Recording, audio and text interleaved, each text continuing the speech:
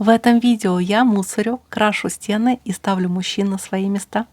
Ребята, всем привет! Меня зовут Даша, и сегодня я хочу показать, как я сделала свою самую первую диораму. А назвала я ее «Маленькая победа». Это маленькая победа, которую празднуют солдаты, освободив очередной город где-нибудь в Беларуси или Польше.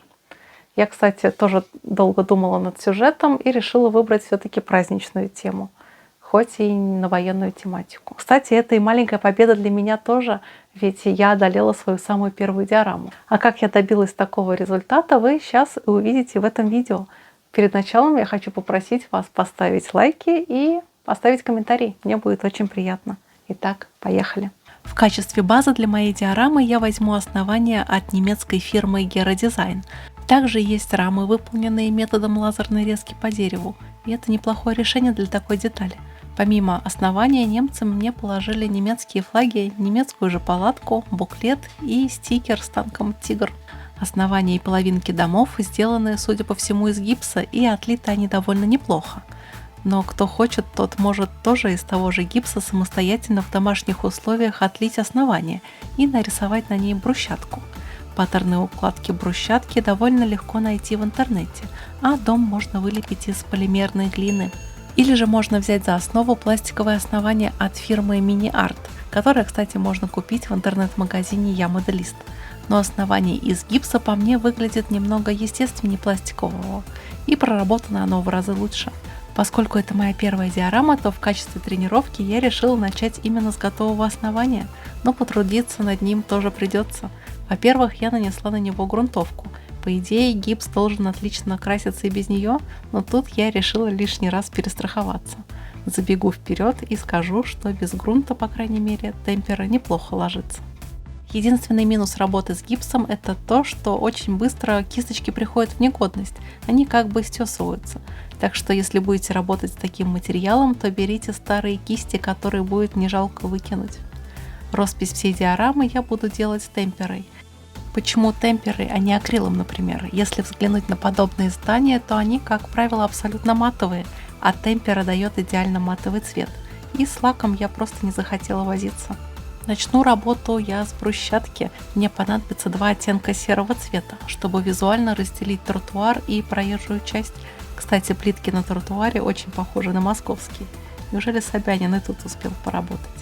Смешиваю нужные мне оттенки и смело широкой кистью наношу на мостовую.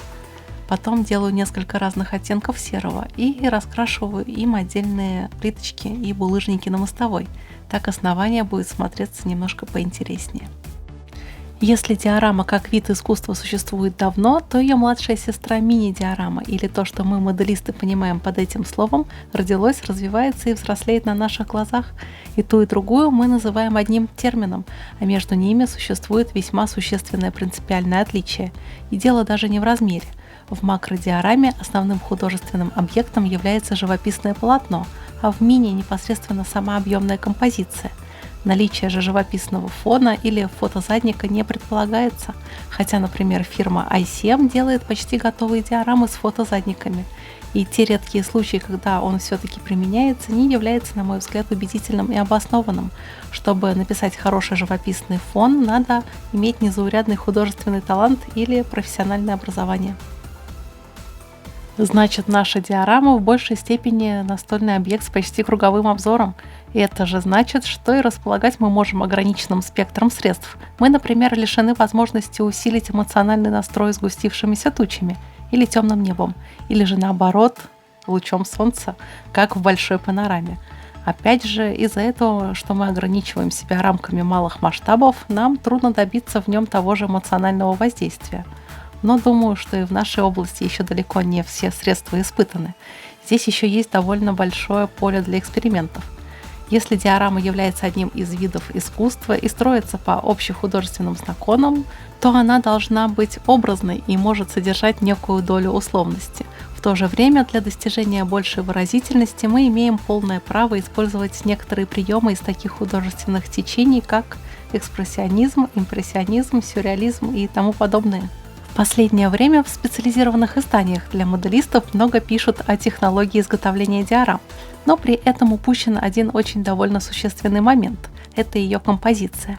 А ведь диорама, как синтетический вид искусства, объединяет в себе скульптуру, живопись, архитектуру, инженерные знания и бутафорию, и подчиняется все тем же законам искусства. Их несоблюдение может свести на нет титаническую работу автора, вызывая у зрителя вместо восторга подсознательное раздражение. Светло-серым, почти белым, методом сухой кисти выделяю грани булыжников. Теперь мостовая выглядит очень естественно.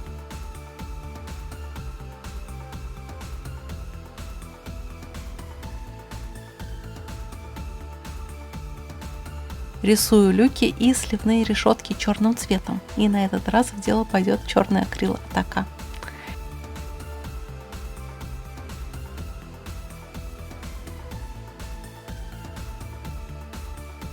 Немножко зашкуриваю стены, так, чтобы на них проще ложилась штукатурка. Но это, конечно же, шутка. Белой краской начинаю рисовать элементы фасада и оконные проемы. Дом, точнее фрагмент дома, будет выполнен в классическом стиле. Например, таких домов полно в районе Таганки в Москве. Большинство из них окрашены в желто-белый цвет. Думаю, и такие же дома могли встречаться в каком-нибудь городе на западе Беларуси или в Польше, где и происходит основное действие моей диорамы. Науки построения произведений из отдельных частей и соотношения их между собой, то есть композиции, учат и не один год в художественных и архитектурных университетах. Но можно начать хотя бы с нескольких простейших правил. Следуя им, вы избежите характерных ошибок, которые порой колят глаза даже на солидных выставках, а потом еще и тиражируются в печати. И первое правило – это ни один объект нашей диорамы не должен повторять направление сторон основания подставки. И, например, в моей работе это правило нарушено домом. Видимо, ребята из Геродизайн не знают об этом правиле. И в соответствии с этим правилом следует избегать таких вариантов размещения, когда какое-либо сооружение выходит точно из угла основания. Одиноко стоящий объект, например, башня, дерево, столб, тоже нельзя располагать в геометрическом центре композиции. Такую математическую правильность следует нарушать, смещая предмет в ту или другую сторону. Не привязываться к геометрии подставки важно потому, что вы, во-первых, избегаете таким образом искусственности, а во-вторых, даете понять, что наша диорама – это часть пространства, как бы случайно выхваченная из действительности.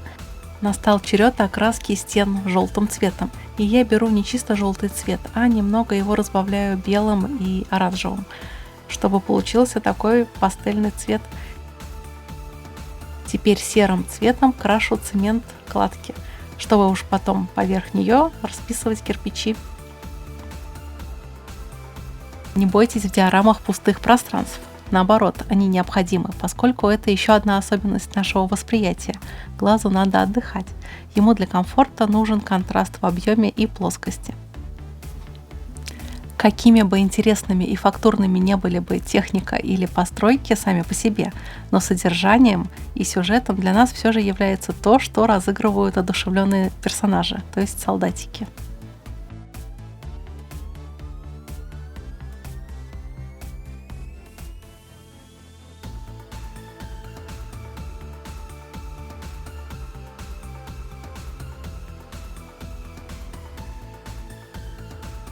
Покрашу в базовый цвет внутренности дома, а полноценной его отделкой я займусь в другом видео. А чтобы не пропустить его, обязательно подписывайтесь на канал.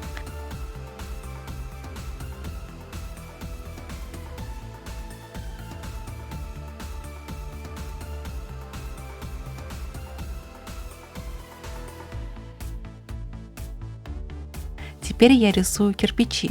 Я намешала красно-коричневую краску и окрашиваю каждый кирпичик отдельно.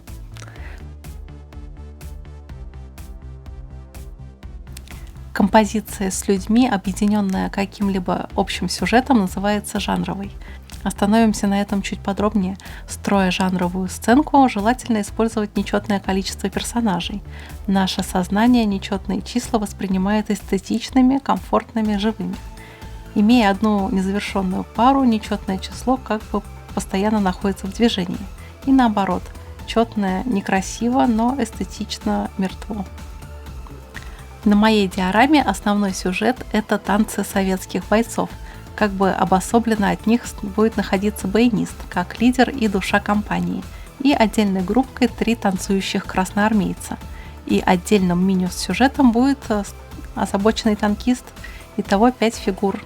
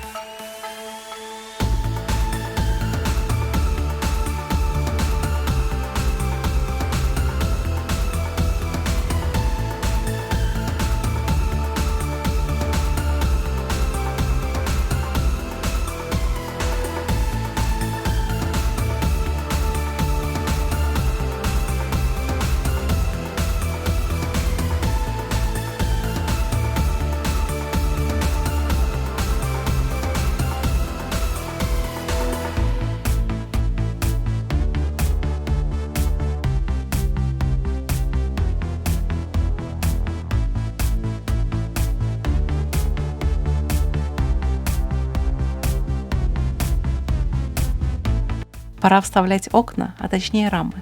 Часть рам я просто вставляю без повреждений, а часть я ломаю и ставлю на нужные места уже их сломанными. Одна рама у меня вообще не захотела вставляться, и ее пришлось подтачивать над фильмом.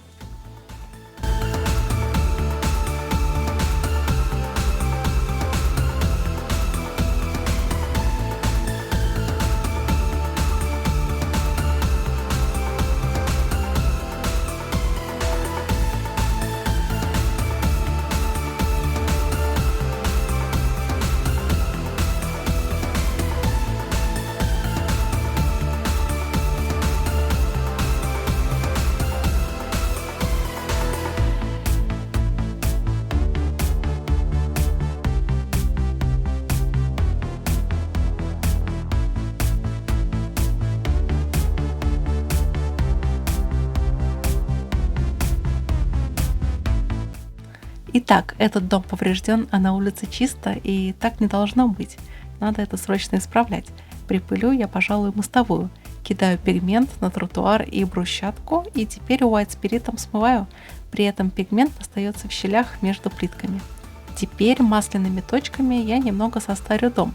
Технику эту я уже освоила при работе с танками и машинами. Но здесь я буду использовать только немного другие цвета. Растушевываю точки White спиритом. И, как я уже выяснила, высохшая темпера не боится этого растворителя. Так что дом покрывать никаким лаком я не стала.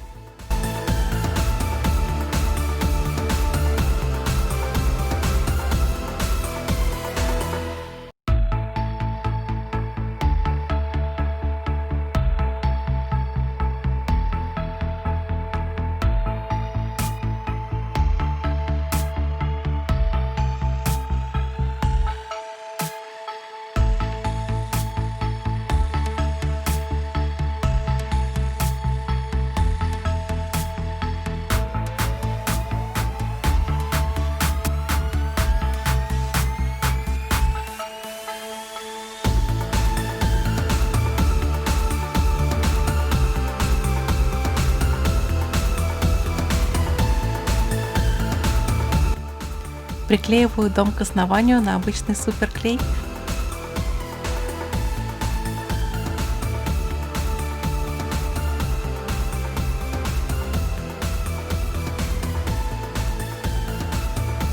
А теперь настало время помусорить. После боев остается на улицах очень много строительного мусора. И тут я подошла к этому процессу в несколько этапов. Вначале я просто раскидываю кирпичи, я использую готовые, но при желании можно сделать и их самому из глины. Закрепляю их на диораме при помощи простого клея ПВА.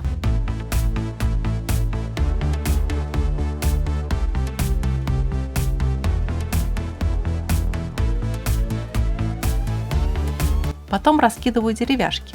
Доски я делаю из рамки, на которой были рамы и дверь. Надкусываю их специально криво и в случайных углах. И закрепляю их тоже на клей ПВА.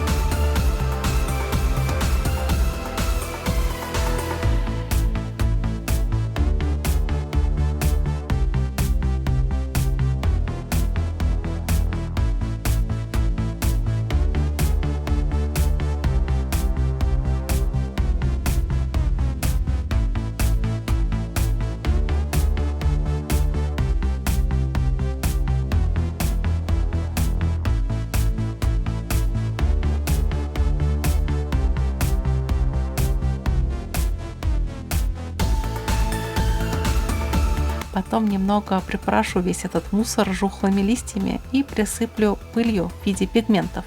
И также закрепляю все это безобразие клеем ПВА.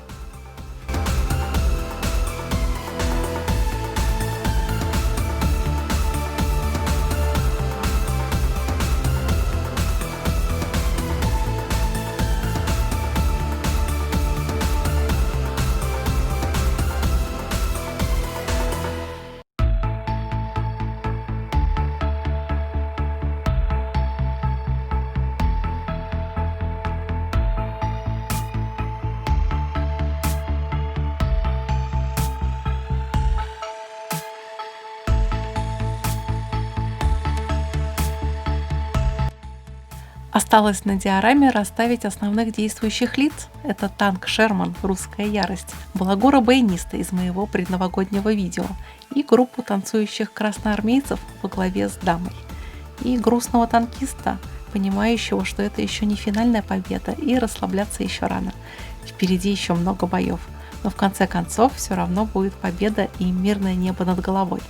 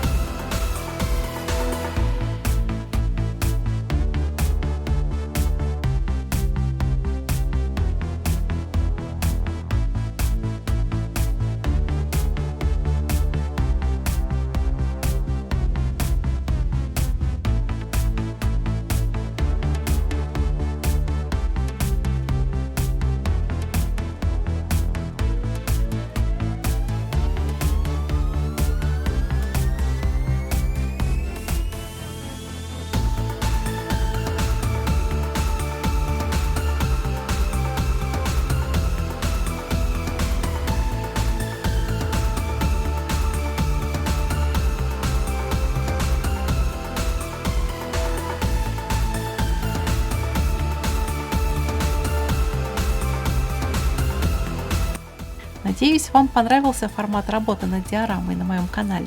И если да, то ставьте лайк и пишите комментарии. А я пошла доделаю свою очередную модель или диораму. Увидимся на следующей неделе. Пока-пока и спасибо, что вы смотрите мои видео до конца.